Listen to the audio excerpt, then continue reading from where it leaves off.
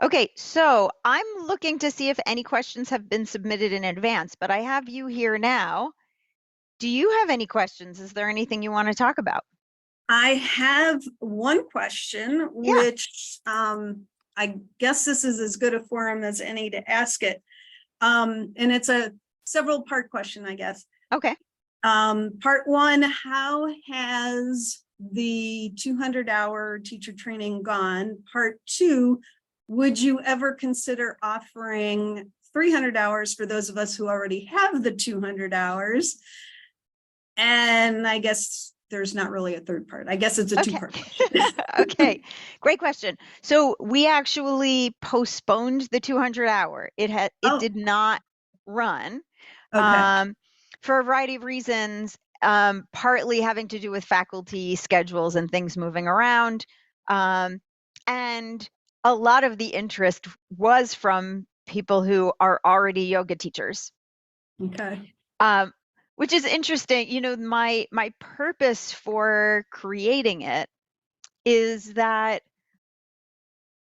when I see yoga teachers in the continuing ed programs, in the Yoga for Arthritis courses, most of them have arthritis. I mean, more than half of the people who do my trainings are yoga teachers living with arthritis themselves. Either they've had arthritis, they got arthritis and started doing yoga, noticed that it was transformative and wanted to share it with other people, or they were yogis already and then they developed arthritis and had to change their practice. And then there are some people that are just passionate about the therapeutic effects of yoga and aren't living with arthritis themselves. But when I spoke to people in those trainings, they shared with me that their 200 hour was very challenging for them in terms of managing the arthritis during the training. Sure. Almost that like the training was harmful, Okay.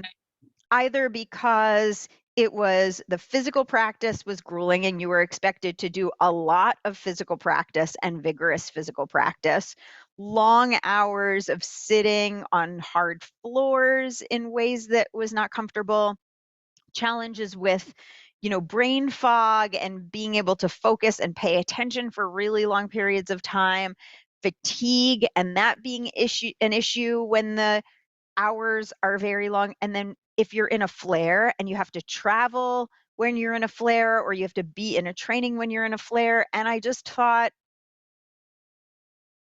people living with arthritis can be such great yoga teachers because they're Mhm. teaching from their own experience, and they Right. shouldn't have to one, they shouldn't have to suffer through a 200 hour. It should not be a hazing. And number two, some of them just avoid becoming a teacher because they think, well, I couldn't do the training. I would love to be a yoga teacher, but I can't, sit on a hard floor and do a whole bunch of asana for days on end. And so that was really why I developed this. Was I want being a yoga teacher to be more accessible. Mhm.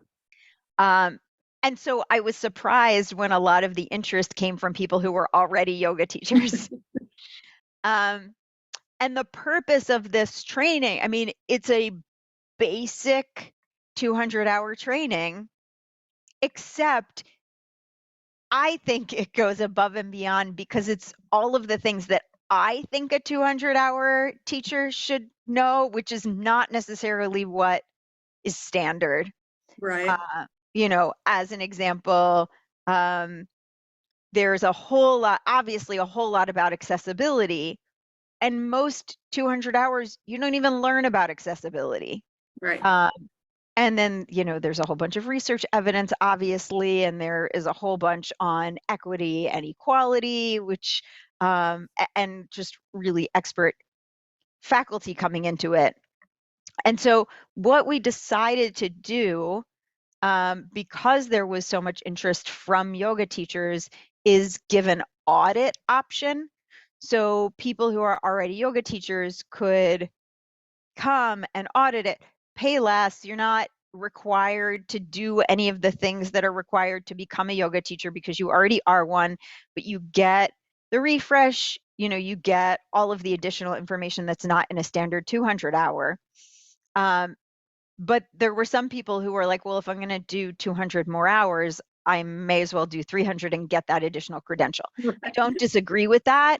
But I would want to get the 200 hour under my belt and not perfect it, but feel like it's really solid and running smoothly. The first few cohorts, you're still figuring things out and perfecting it. Sure. And so I'm not opposed to creating a 300 hour at some point. Frankly, I think a fair amount of what's in this 200 is really operating at the level of a 300 because it is, above and beyond what's usually taught in a 200. And so then I'd have to think about, well, what goes beyond that, right? Right. And also the 200 hour, a 300 hour, I think is more challenging to develop because with a 200 hour, it's very clear what you need to know. And then there are all of the things that I have figured out over the years. 200 hours should be teaching and aren't. So I had a really clear idea what I wanted this to have in it. A 300 hour that goes beyond, I don't even know what I would want that to look like yet. I think in teaching the 200 hour a few times, I will probably figure that out. And I can also certainly seek input from all of you who are looking, but you are not the first person to ask by any stretch. We have gotten a lot of questions about a 300 hour. So I think some of those people will end up auditing the 200 hour. And some of them will just wait and hope that we do a 300 hour at some point. So that's what I can tell you now. Okay. We also we're because we postponed it, everybody's schedules have changed. So we are now planning the 200 for 2024, but we've got to work it all out with all of the faculty and it's like a crazy jigsaw puzzle to try to get that all to work. But and we actually just got 2 questions yesterday about the 200 hour. So that will move forward and I will definitely keep the 300 in mind, but I can't make any promises, especially about when that might happen. Well, and I guess there was a question 2.0 or okay 2.B or something, whether you would consider. So I've done, as you probably remember, level 1 for yoga arthritis. I've not yet done 2 or 3. Okay. And it would be lovely if somehow that could be combined into the 300 hours so that like you're working on all of it at the same time. Yeah, exactly. So I think that the level 1, most of what's in the level 1 should be taught in a 200 hour. I just think it's, these are like basic skills that everybody should have. So I haven't put all of level 1 in the 200 hour, but I probably put half of it in there. Okay. And so one thing I'm going to do is for anybody who does the 200 hour, they're only going to need certain things in order to get their level 1. So I'll give them a little, and if you just do this stuff that you haven't completed yet, then, like a bridge to complete the level, so they don't have to start it over from scratch. I could do the same thing when we build the 300 hour, because I think levels 2 and 3 are more at a 300 hour level. So I could build levels 2 and 3 into the level 3 training. And what we had thought about was then, maybe we offer a discount to people who have already completed those because they'd be revisiting that content. Right. So we're thinking about all of it. It's a lot of moving parts. I figured you were thinking about it, but I just thought I'd plant my seed as someone who'd be interested. Good. Well, thank you. I appreciate that. And to anybody who watches this later, if you have thoughts about what you would want in a 300 hour, if you have questions about, auditing the 200 hour, please reach out to us and let us know. When we get feedback, we keep it and we take it to heart. So, if you tell us now, even if we're not planning the 300 for 2 more years, we will still have your comments and thoughts because we try to keep those so that we have all of the input from our community when we're doing that sort of stuff. Great, thank you. Yeah, absolutely. How are things going otherwise? Good. Teaching and then teaching some more. So you mentioned, I think, was it you that mentioned that you're doing a lot of Chair. Yeah. Chair. Yeah. So that wasn't my, so I got my 200 hour about 10 years ago-ish. And I didn't even know there was such a thing as chair yoga at that point. And to the credit of the person who I took my 200 hour training from, she teaches some chair yoga and introduced us to it. And I immediately was drawn to it. My intent after my training was to teach regular yoga, but also teach kids yoga, because I'd worked with kids most of my adult life.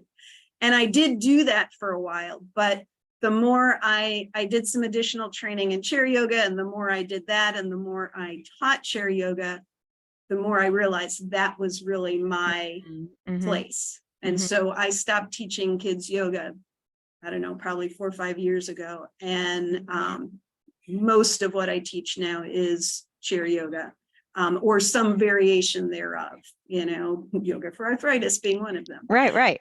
So, yeah. And then of course the aqua yoga now too. So, yeah, right.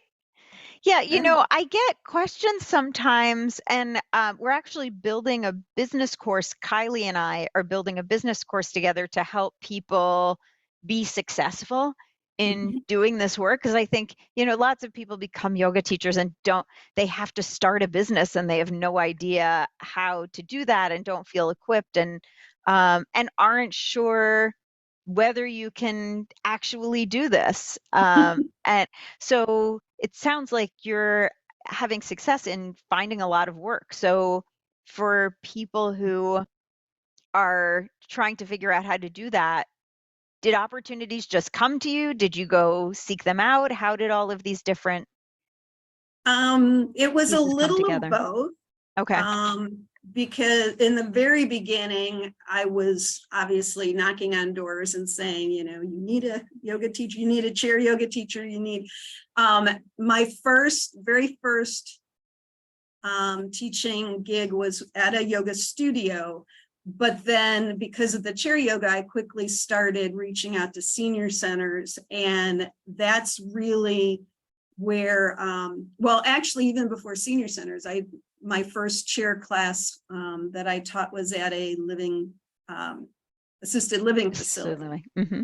And then from there went to senior centers. And I found that's, again, my niche within my niche. Yeah.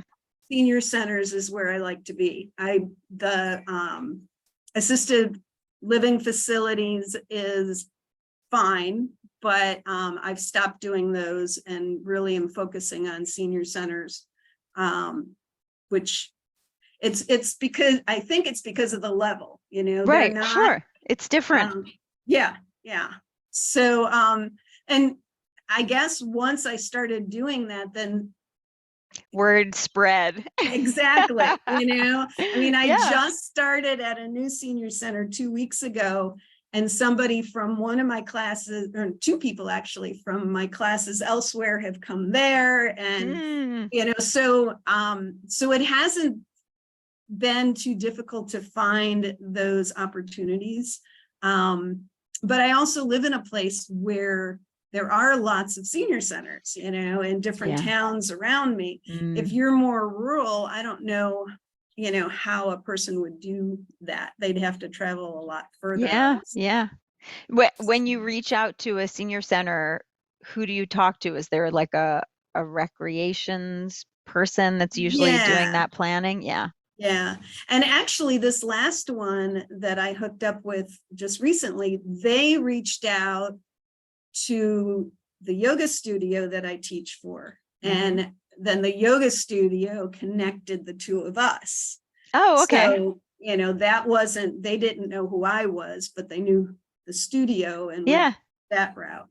So, yeah, so it's been, if anything, sometimes more than I want. It's okay to say no, Sharon. And I have occasionally, but it's also hard to say no sometimes, especially if it's a good opportunity. Like this last one is right like down the road from me. Oh, that's nice. They paid me what I asked for. Yeah. You can't say no to that. Yeah. So yeah, so it's been pretty good. Yeah. So I've actually been speaking to a friend about this. I think that when you're in your Dharma, opportunities tend to just show up. Um, and you can end up in a situation where you have more opportunity than you can manage Yep. as one human being. And so I suggested a 3-point checklist, not a literal Please checklist, but a tell mental me. checklist. Okay. Well, one is I think everyone needs a personal mission statement. Okay. Um, and that can be some work to do to really get it. Just like with a business, they spend a lot of time crafting a mission statement. And Mhm. to me, a mission statement is just really your Dharma. And so, first of all, you have to know your Dharma, and not everyone does. And there is a process for finding it. Um, I actually do Dharma coaching and help people to clarify their Dharma. But if you already know, essentially, why are you here on this planet? Like, what is your work to do in the world? Then you don't want to be saying yes to somebody else's Dharma because that's theirs to do. One, you're diffusing your effort from your own Dharma. And two, you're doing something not as well as somebody would do it who's meant to do that, right? So, for example, if somebody contacts me who is in treatment for breast cancer and they're looking for yoga therapy, I am technically qualified and capable of delivering yoga therapy to that person. That is not my Dharma. I am not the best person to be taking that on.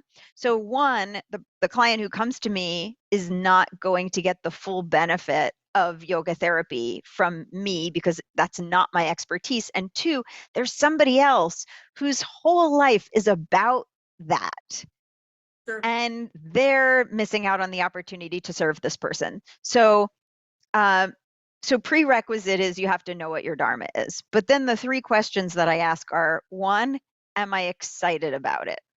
When I think about it, I'm like, oh yeah, I really want to do that. I feel so passionately enthusiastic about it. Mhm. 2, am I capable? So capable is like, do I have the time? Do I have the bandwidth? Do I have the resources? Like if somebody asks me to develop, this actually just happened. I was asked to develop a new course. I am capable of developing a new course. Like I have the knowledge to be able to develop a new course. I do not have the bandwidth to Mhm. be able to develop a new course. And I was not excited about it. And I then the bet. third one is it aligned with my Dharma? Can I hold it up to my mission statement and not try to make some excuse how it sort of fits, but like, is this squarely in, my reason for being here? And so in order for me to say yes to something, it's got to meet all 3, unless it's something I have to do. right? If it's something I have to do because like I've got to put food on the table for my kids, right? There are the have tos. The Right. checklist doesn't even come into play for the have tos. But for the opportunities, and another way to handle this is to, because a lot of, especially women, have trouble saying no, to say, I'll get back to you. And then you have an opportunity to, release that knee-jerk reaction to people please and say, yes, of course. And also that scarcity mentality of, if I don't take this opportunity, there won't be another one. To be able to like take a beat and take a breath and let that go and really think about, is this something that meets the criteria for a yes? So I Right. don't know how that resonates with you, Sharon. Very much. And I kind of went through those questions or some variation of those questions when I decided to stop doing the kids yoga, because I had purchased all these books on kids yoga and I'd done training in kids yoga and I had all these props specific for kids yoga. And well, now I shouldn't stop doing it because I have all this stuff and, Right. opportunities are still out there. And so it was difficult to let go. Now, I still haven't gotten rid of the books or the stuff, but I haven't taught any kids yoga in years. But I just, by asking myself similar questions, came up with the decision that the chair yoga is what I really enjoy doing. It's where I find my my passion, my joy, my dharma, and the kids not so much anymore. So but it's hard to, at least I found it very hard to say, okay, I'm not doing that anymore. Yeah. And I think there's our overarching dharma, what is our whole lifetime about? And then there are chapters in our lives where we are meant to do a certain thing, and that changes. And Good point. sometimes we don't keep up with it. Like our identity structures don't keep up with the change that's happening in our purpose, if that makes sense. Yeah, it does. Yeah. So what is it about chair yoga that resonates with you more than working with kids? This may sound odd, but I'm guessing, I don't know for sure, that at least part of it is the fact that I'm older. Yeah. And I can identify more now with the people that come to my chair class than I can with those little rambunctious 6 to whatever 10-year-olds running around in circles. In my younger years, I loved working with kids. I absolutely, that was all, most of my teaching career has been working with younger kids. Yeah. And never considered working with seniors or super seniors or whatever, that just wasn't even, if anything, I hesitate to say this, but older people were kind of annoying, and now Sharon, what is a super senior? I have never heard of that. So somebody just said this to me the other day. I guess a super senior is somebody who is over 80. That's Okay. a super senior. Or maybe it's 85, something like that. Okay. So that's a new one for me too. I just like we're impressed that you're even still here. Right. Exactly. Well, there was a woman in my new class that came up to me after class, and this always blows me away. She struggled with a little bit of what we did, but she did pretty well. And she came up and she goes, I hope I'm doing okay. She says, I'm 93. And I thought, oh my Lord. I mean, she's not walking with a walker. She's walking slowly, but she's, on her own. And just that, I find that so impressive. But anyway, partly because my mom is 89 and she does walk with a walker and, is much more frail and refuses to do yoga. But we won't go there. That's a whole other session for another time. Yes, exactly. So I don't know if it's just the fact that I am older and I identify with the Yeah. older folks more or what, but I enjoy being around them. I enjoy their energy, Mm-hmm. their gratitude for the Yeah. class. Yeah. So, Yeah. and I feel like, and I thought about this on yesterday when I taught this new class. When I get up and I teach a chair class, I have a confidence that doesn't follow me when I teach a math class. Oh, interesting. I don't know exactly how to explain it. I have some thoughts about it. Mhm. But I feel like I know what I'm doing, and Yeah. and I can offer my students good More. things. Yeah. Yeah, more. And that's not to say I will never teach a math class. I just did last week, but it doesn't feel as I don't know, it doesn't feel as comfortable. It doesn't feel as I don't know if comfortable is the right word. It just fits. The Yeah. chair classes Yeah. just fit for me right now. And that could change, but I don't think so. Yeah. Think I was partly interested because, I I'm submitting a couple of grants to develop an online yoga program for kids with arthritis. And, um, there's something about working with people who have physical challenges that is different. And then there's also just the difference in energy of different ages. And so I was sort of curious, is it the stage of life? Is it offering something to people who have limited mobility?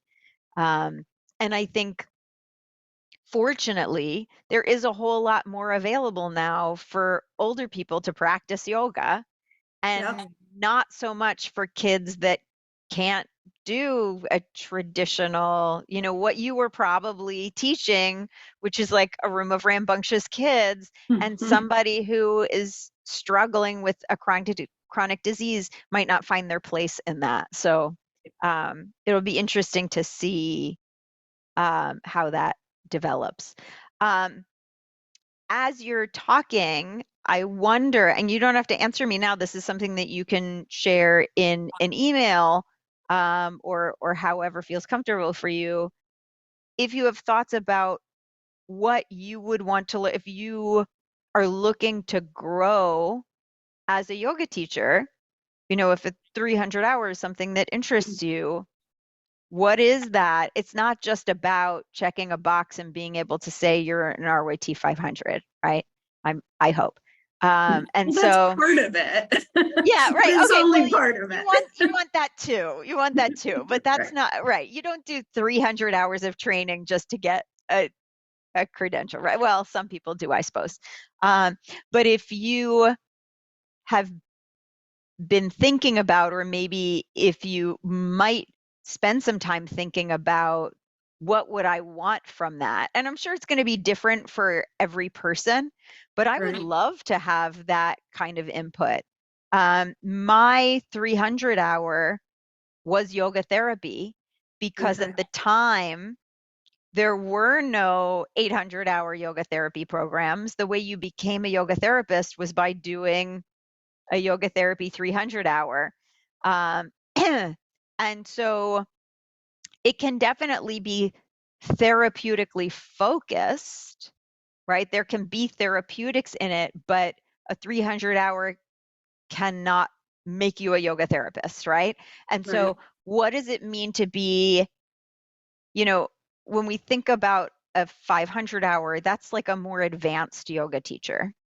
Um, but in the work that we do, it doesn't mean more physically complicated poses, obviously, right? And so, what is it to be an advanced yoga teacher in this world, in the work that we do? So, I'm going to spend some time thinking about that. And I would love for others to spend time thinking about that too.